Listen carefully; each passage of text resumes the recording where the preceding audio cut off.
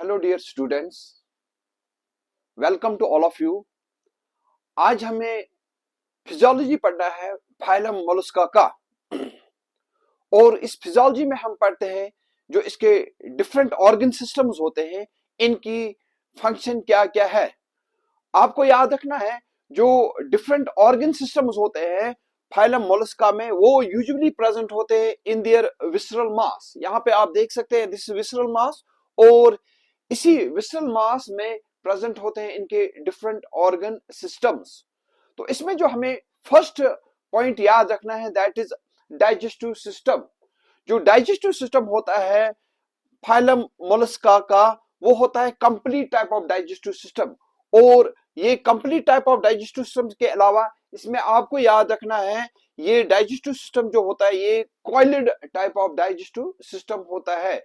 Complete digestive system इसीलिए हम इसको बोलते हैं क्योंकि यहाँ पे आप देख सकते हैं माउथ भी प्रेजेंट होता है और यहाँ पे एनस भी प्रेजेंट होता है।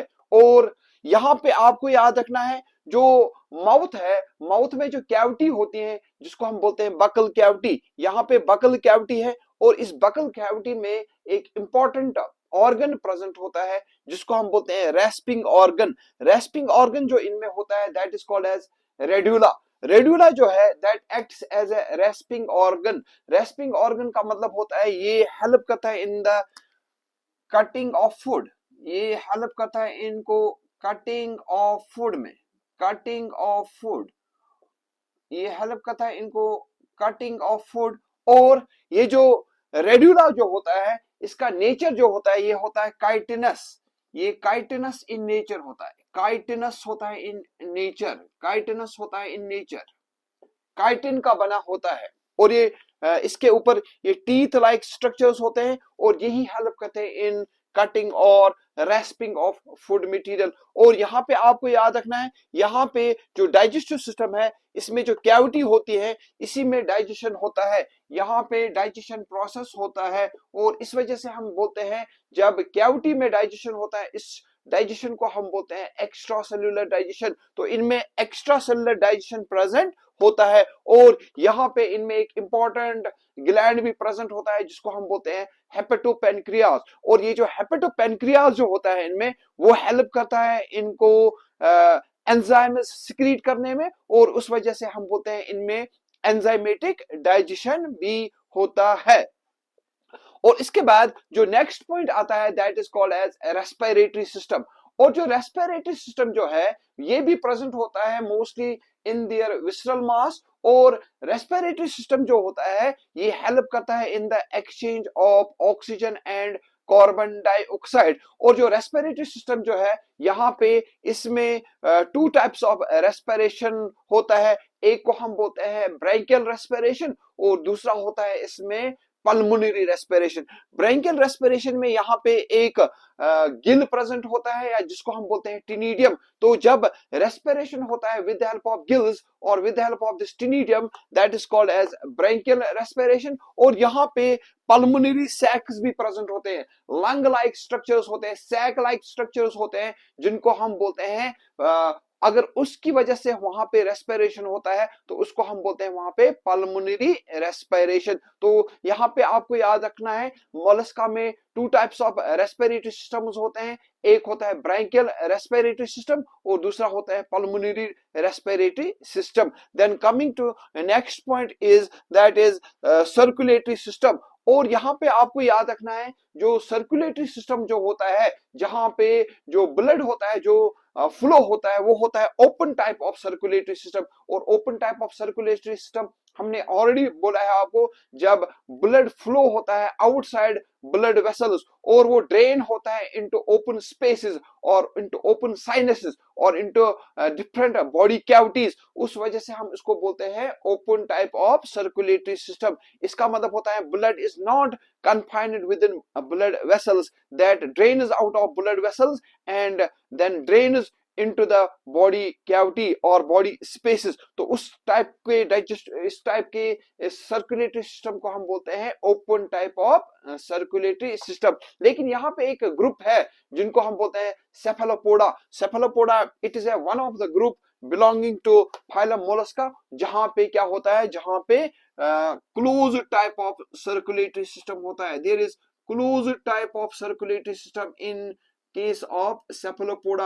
This is an exception and it's very important point which may be asked in your exams. And you have to remember here that blood, it contains a bluish type of pigment, that is copper containing pigment, that is called as hemocyanin. और जो hemocyanin जो होता है वो help करता है in the transport of this oxygen and carbon dioxide within their bodies. और यहाँ पे जो हीमोसायानिन जो होता है ये प्रेजेंट होता है इन दियर प्लाज्मा. ये आपको याद रखना है, ये प्लाज्मा में प्रेजेंट होता है, ये प्लाज्मा में प्रेजेंट होता है, ये आरबीसीज के इनसाइड प्रेजेंट नहीं होता है. Then coming to another system, that is nervous system.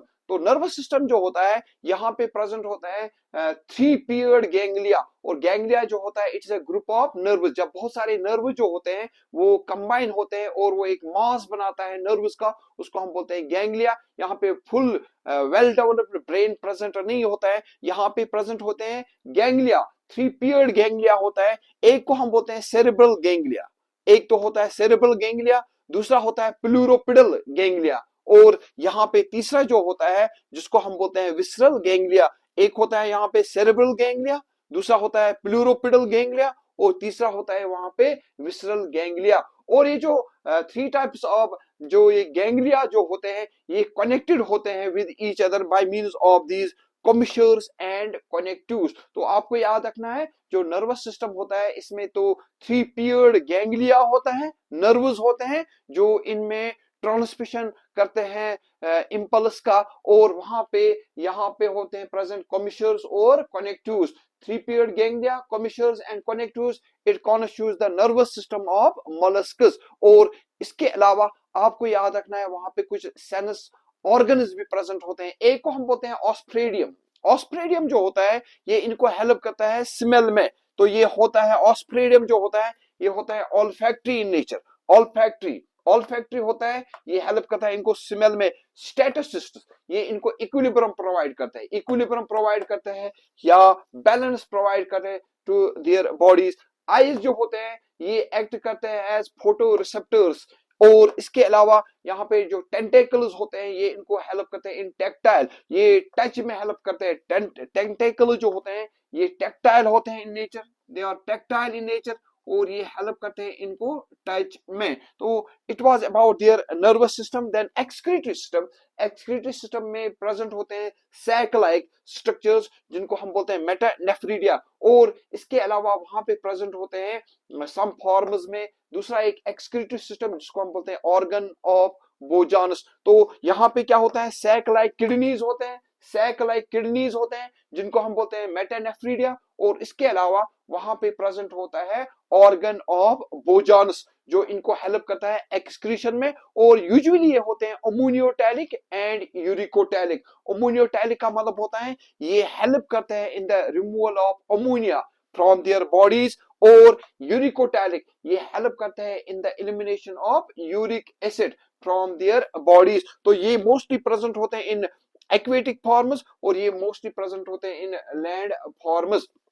इसके अलावा जो लास्ट सिस्टम जो है जहां पे that is called as reproductive system. तो रिप्रोडक्टिव सिस्टम में आपको याद रखना है एसेक्सुअल रिप्रोडक्शन एब्सेंट होता है और सेक्सुअल रिप्रोडक्शन प्रेजेंट होता है. और इसमें आपको याद रखना है जो सेक्सेस जो होते हैं वो यूनिसेक्सुअल होते हैं और या जिनको हम बोलते हैं डाइइशस. तो यूनिसेक्सुअल होते हैं या डाइइशस होते हैं, इसका मतलब होता है इनमें सेक्सुअल डायमॉर्फिज्म प्रेजेंट होता है.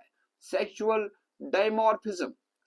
डायमॉर्फिज्म जो होता है इनमें प्रेजेंट होता है. और फर्टिलाइजेशन की बात करते हैं, फर्टिलाइजेशन इनमें एक्सटर्नल भी होता है, आउटसाइड बॉडी भी होता है इन वाटर, और इसके अलावा इनसाइड भी होता है, इंटरनल भी होता है, इनसाइड देयर बॉडीज भी होता है. और यहाँ पे डेवलपमेंट की बात करते हैं, डेवलपमेंट में 2 टाइप्स ऑफ इंडिविजुअल्स होते हैं. एक तो वो इंडिविजुअल जो डायरेक्ट डेवलपमेंट से फर्टिलाइज जब फर्टिलाइजेशन होती है उसके बाद जब डेवलपमेंट होता है तो इनमें डायरेक्ट डेवलपमेंट होता है और दूसरा होता है इनडायरेक्ट डेवलपमेंट। तो डायरेक्ट डेवलपमेंट में जो यंग वंस होते हैं वो रिजेंबल करते हैं टू देयर पेरेंट्स, और यहाँ पे जो इनडायरेक्ट डेवलपमेंट होता है वहां पे लार्वा प्रेजेंट होते हैं, और वो लार्वा जो होते हैं वो सिमिलर नहीं होते हैं to that of their parents. फिर इनमें क्या होता है, इनमें मेटामॉर्फोसिस होता है, एक प्रोसेस होता है जिसमें मॉर्फोलॉजिकल चेंजेस होते हैं, और उस वजह से जो इनका लार्वा जो होता है वो चेंज हो जाता है into their into young these young one larva then changes into their adult forms। तो यहाँ पे कौन सा लार्वा प्रेजेंट होता है, एक को हम बोलते हैं ग्लोचिडियम लार्वा, दूसरा होता है वेलिजर लार्वा, और तीसरे को हम बोलते हैं modified trochophore larva. Modified trochophore larva, modified trochophore larva जो होता है ये भी इनमें प्रेजेंट होता है। तो इस वजह से हम बोलते हैं इनमें इनडायरेक्ट डेवलपमेंट भी होता है जिसमें लार्वा प्रेजेंट होता है। फिर हम इनके कुछ एग्जांपल्स के ऊपर आते हैं, जो इसमें मेन एग्जांपल जो है जो आपको याद रखना है। Important examples include, one is नियोप्लीना।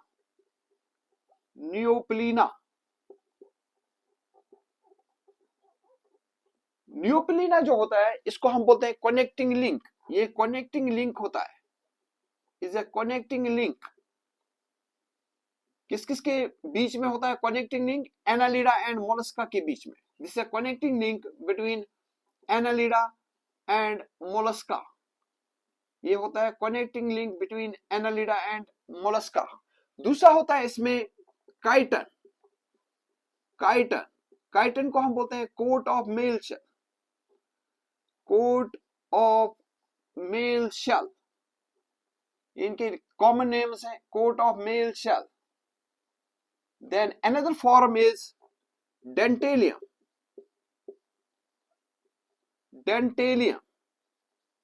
Dentalium को हम बोलते हैं the tusk shell.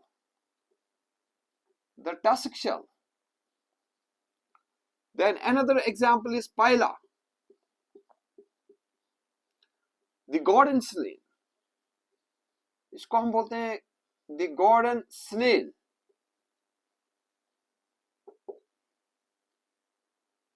Then fifth is helix, इसको हम बोलते हैं the apple snail।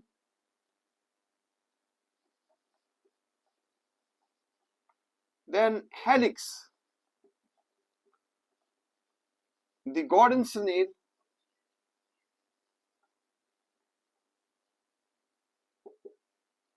Then limnia को हम बोलते हैं the pond snail.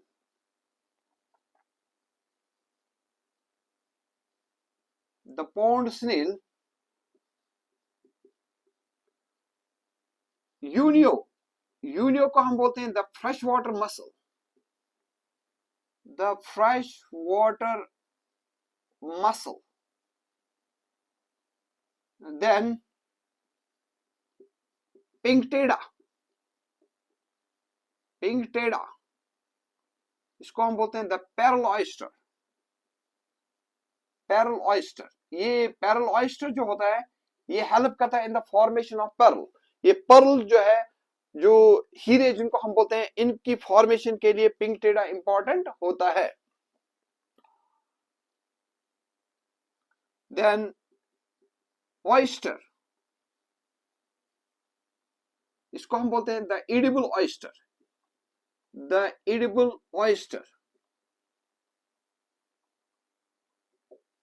Sepia,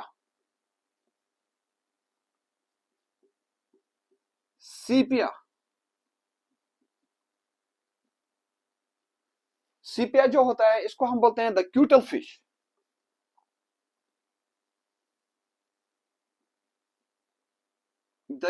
fish. और यहाँ पे जो क्यूटल फिश जो होता है ना, इनमें शेल इंटरनल होता है। शेल जो होता है इनमें इंटरनल होता है। ऑक्टोपस,